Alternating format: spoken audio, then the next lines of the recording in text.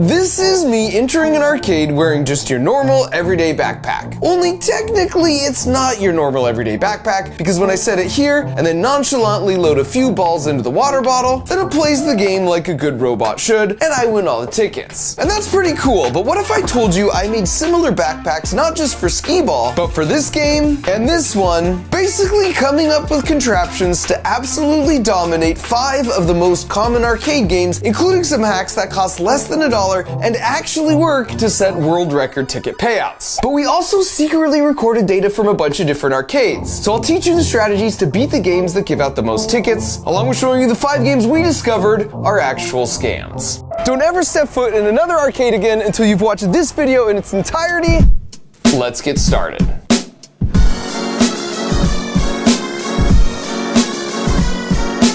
Now, admittedly, the genesis for this video came when I was using my over-engineered bowling ball that I could control just by leaning. Because I thought, what if I took that same concept and applied it to mini golf? And while that idea could be really useful for getting a good golf score,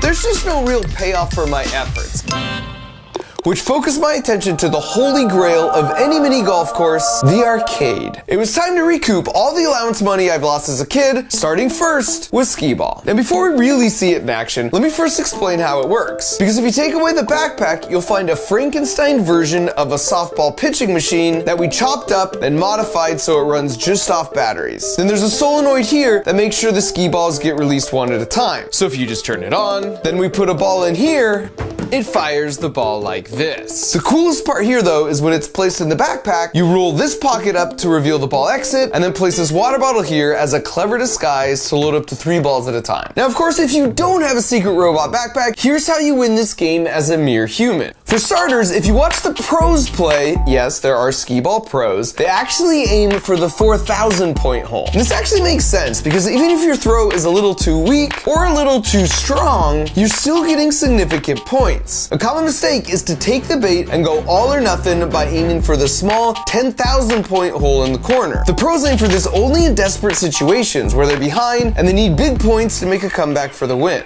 The other big tip is to brace your leg against the base of the machine in the same spot each time, and then try and only move your arm, which will make your throws more repeatable and accurate because you're reducing the variables that could lead to error. So if you want to win, just follow these tips and practice a bunch. Or you could just go with my route.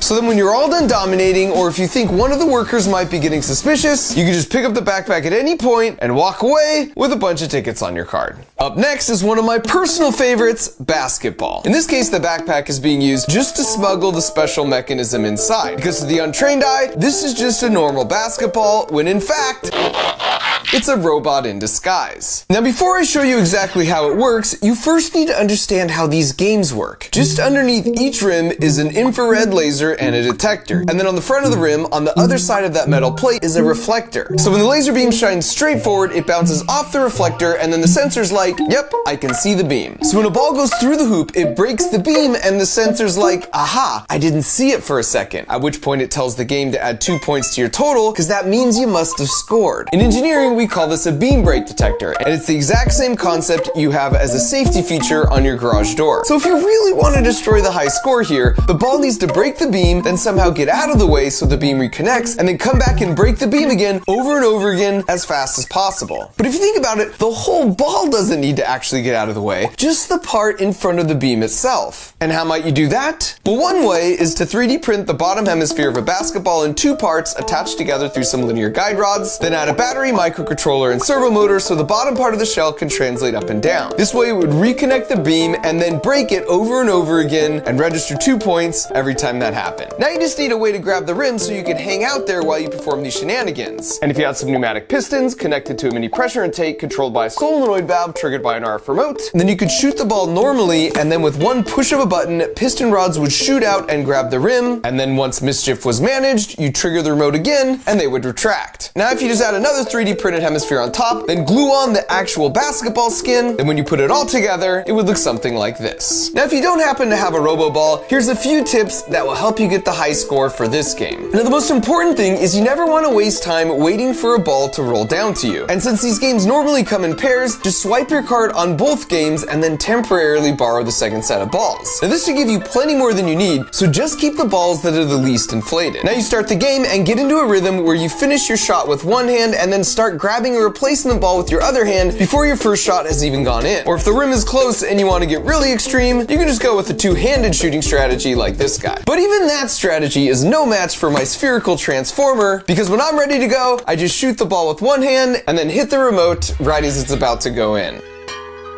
And now as the ball just sits there articulating, I simply watch those sweet, sweet points rack themselves right on up.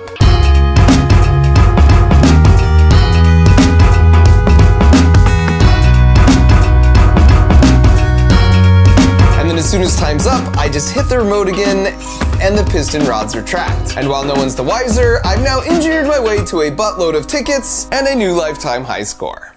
Next up is a really popular game called Quick Drop, where you hit this button to release these ping pong balls at the right moment, and if you get all 50 ping pong balls into the buckets within the 22 seconds allotted without missing any shots, then you hit the mega jackpot. But the thing is, to get all 50 balls in before the time runs out, there's essentially no margin for human error, which is good news for me because robot backpacks don't make human errors. Now you notice when I walk up, I can just set the backpack down and it self-registers right in place. The trick here is we 3D printed an exact negative replica of the button housing on the game. And this piston rod that pokes through and pushes the button on the game is attached to this solenoid that's controlled by this Arduino microcontroller, and it tells it the exact timing needed to beat the game. Now if you're trying this on your own, here's what you need to know. To successfully do this in 22 seconds, you have to drop 4 balls in each bucket, except in 2 buckets, you've got to drop 5. Now dropping 5 into these 2 buckets isn't impossible, but the timing's so tight, it's really hard to pull off without them hitting the rim and bouncing out.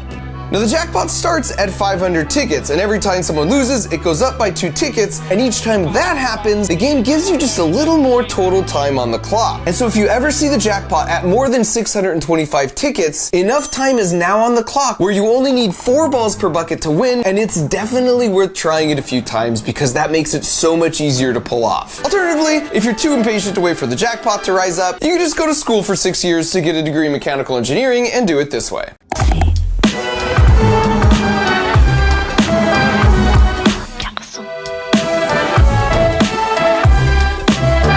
And then even as all 554 sweet, delicious tickets are being added to your account, you can just inconspicuously walk away with your backpack in tow. For our next game, we've got the perennial arcade favorite, air hockey. Now this is the most complicated of all the builds because if you look closely here at the top, there's a hole in the bag for a camera to look out through. Then stripping away the backpack, you can see that camera connects to the brains, and in this case, it's a Raspberry Pi, which is basically like a mini computer instead of just an Arduino microcontroller like all the other builds have used so far. The reason this one needs a bit more brain power is because it uses computer vision to track the puck, and based off the trajectory, it makes a prediction, then sends instructions to rotate this servo, which is attached to an arm that moves the paddle and protects the goal. Nice. And perhaps my favorite part of this build is that it obviously won't work if the whole thing is sliding and moving all around. So we need to anchor it down securely into position, but we need to do that quickly and discreetly. Our solution here is a pair of neodymium toggle magnets. So if you simply turn both of these knobs, the rare earth magnets move into position and anchor it to the steel frame of the air hockey table, and it's basically cemented in place as you can see here.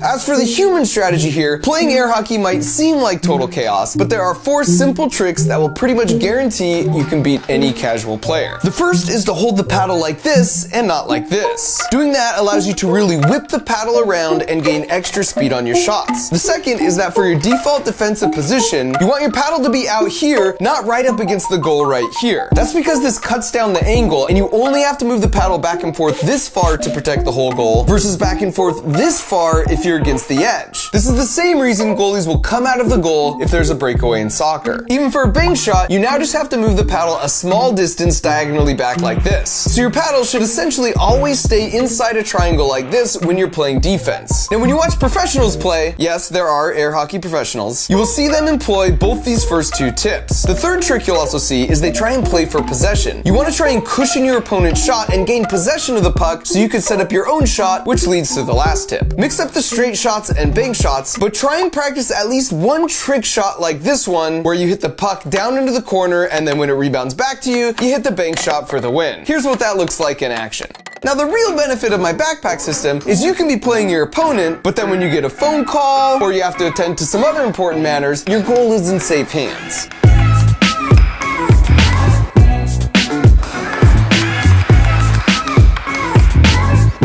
And then at your own leisure, you can eventually just come back and finish things off.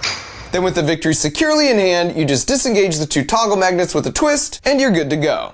And finally, we've got the ultimate test of strength, the punching bag game. Now for this one, to make it more interesting, I wanted to find and challenge the guy in the arcade whose muscles looked the least like mine. So I stepped up first and rocked a 678 out of a possible 999. But then he stepped up and rocked an 877. And since that's bigger than 678, the trash talking commenced. Maybe if you spent a little less time at the computer, a little more time in the weight room. So that was disappointing, but lucky for me, I had a trick up my sleeve. Like, actually, because that's a fake arm in order to disguise this. That was the one who's still a little inadequate. It's basically a bionic punching arm powered by two spring-loaded pistons. To set the springs, we use a threaded rod and a drill, and once under tension, they're held in place with a quick-release mechanism I can trigger with my finger at the exact moment I want to punch a thing. And I would classify the initial test in the lab as encouraging. Now it's important to note, to play by the rules for this game, there's no side punching, pushing, running, kicking, or headbutting. But you'll notice there's no rule against spring-loaded piston punching gloves. So now that my moment of sheer domination had arrived, I stepped up and rocked an 838, which was less than 877, which was disappointing. Dang it! And in hindsight, I should have known it's really hard to compete with the human body in terms of things like punching and throwing, because we're just so efficient with those mechanics, and I have to sacrifice a lot of the speed and momentum of my own arm body system when I'm wearing that heavy wrist-mounted puncher. But you know what? I'm a fighter, and what I lack in muscle mass, I make up for in tenacity. So out of curiosity, I took a closer look to see how the machine actually works. And it turns out it has a beam brake sensor just like the basketball game. So as that odd-shaped metal piece, which is attached to the axle and punching bag, rotates around, the beam has this tiny window to hit the sensor. You can see the sensor in the front view here. So the game cleverly measures how many milliseconds the sensor sees the beam for, and from that, it infers how quickly the bag is rotating on the axle, and therefore how hard it was punched. And this gave me an idea. So I went to the prize counter and redeemed a few of my jackpot tickets I'd been stocking up in exchange for a Pez dispenser. Step 1 was to unwrap and eat some of the Pez, because they're just delicious. And then for step 2, I removed the head and cut the arcade card like this, and then taped it here, and then went and tracked down my new friend. My theory was that if I extended the Pez dispenser and modified card out like this, and then let go, the force of the spring would retract the card, and it would break the beam so fast, the machine would think it was an insanely fast punch. But would it actually work? And it turns out, it absolutely does, because I maxed out the machine. So, yeah. Use this information responsibly, kids.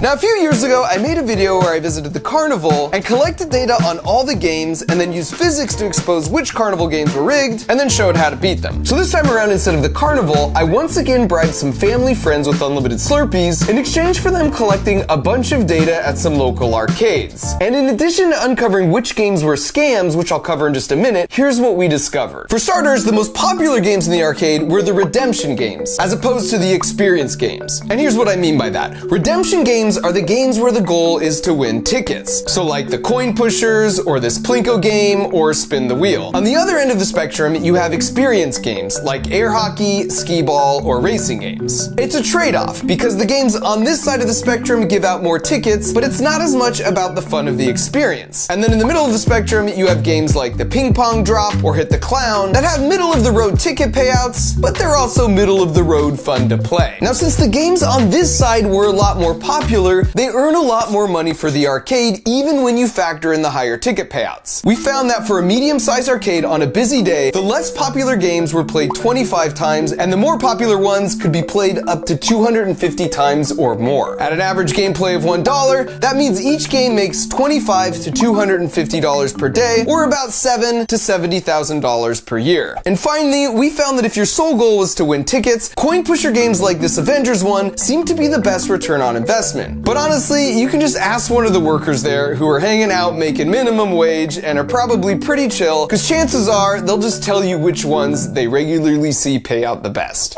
Alright, so finally, let's get to the real juicy part and talk about which games we discovered were basically scams. Now, I actually have some experience in this area because a few years back, I built my original backpack arcade robot to dominate this game. Basically, it would sense the light turning on a few lights in front of the jackpot light, then it would hit the button with sub-millisecond precision, and then we would touch nothing in between runs, and yet it would alternate between missing both short and long. In other words, the timing on the jackpot light doesn't match up with the duration it's lit, and it's very different from all the other lights. You can actually test this yourself by picking a random light, and you'll find miraculously, you could somehow hit that random light every single time you try. Now this caused me to dig a little deeper, and after a bit of research, I was able to locate a copy of the owner's manual, at which point I discovered the arcade owner could just manually set how often a jackpot should be won.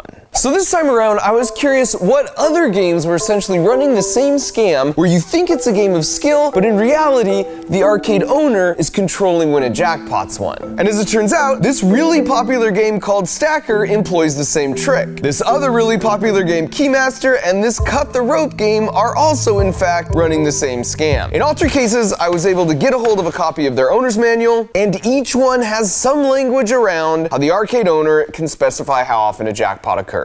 I also found many, but not all claw machines have language around how it will close with full strength, but then back off to a much weaker strength of whatever is set by the owner. For this reason, it's best to try for prizes closest to the exit hole to minimize the amount of time it's held in the claws. And I call these games scams because they present themselves as winnable games of skill, when in reality, it's essentially a random dice roll that is heavily stacked against you. And just like at the carnival, the most lucrative games are those where people overestimate their chances of winning because they seem to get close, but they don't quite win. In gambling psychology, this is known as the near-miss effect, and it will lead to increased play of the slot machine. But this is much worse than a slot machine, because at least in that case, you know it doesn't matter how you pull the lever because it's random chance. And on top of that, those games are regulated, so there is a minimum payout required by law. So for every dollar, for example, put into a slot machine, they have to pay out at least 80 cents back to the players. But for those scam arcade games I just mentioned, the default payout rate is on average 20 cents for every dollar you spend, but a shady arcade owner could basically set that to 0 and no one would know, and that would be perfectly legal. And that's especially messed up because it's primarily played by kids. So if you remember nothing else, just try and pick games that avoid any sort of digital winning element that can be rigged, because in those cases, you just never really know what your chances are. These games, however, are all great options to at least have a better sense of your actual odds of winning. I've checked the manual for all of these, and what you see is exactly what you get. And I can vouch, some arcades are more fair about this than others. For example, my home arcade here refuses to carry any of the games that can be rigged against you, which I think is pretty cool. However, if they happen to see this, my only suggestion is that moving forward, they should probably institute a no backpacks allowed policy. And perhaps also don't let people redeem tickets for Pez dispensers. This is a dad finder. It was made by a dad who's also a pilot, so his kids always know which direction and how far away he is when he's traveling around the world. And this contraption feeds your dog with the pull of a lever and went on to get successfully funded as a 6-figure Kickstarter campaign. So what do these and tens of thousands of more projects just like them have in common? Well, they were all designed by folks who took my creative engineering class at Studio.com.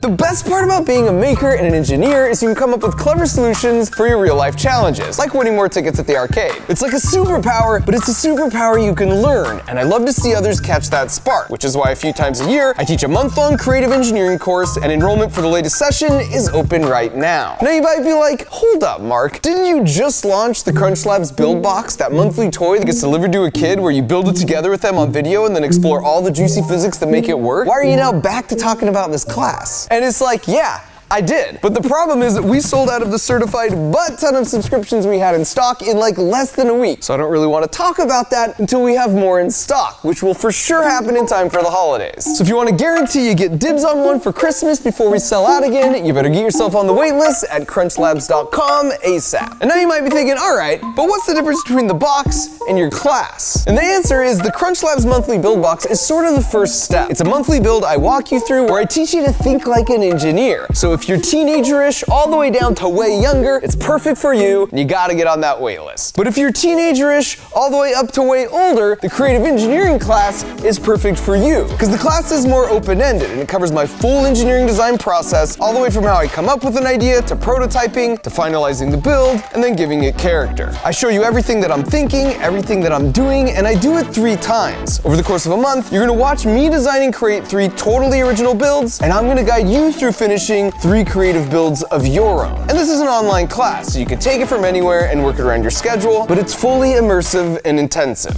So whether you're working professional, a complete beginner, or an experienced engineer, this class has been designed to meet you wherever you're at and then level up your skills. So go to studio.com/MarkRover or use the link in the video description to see what other people had to say about their experience, and then enroll, and I'll see you in class. Thanks for watching.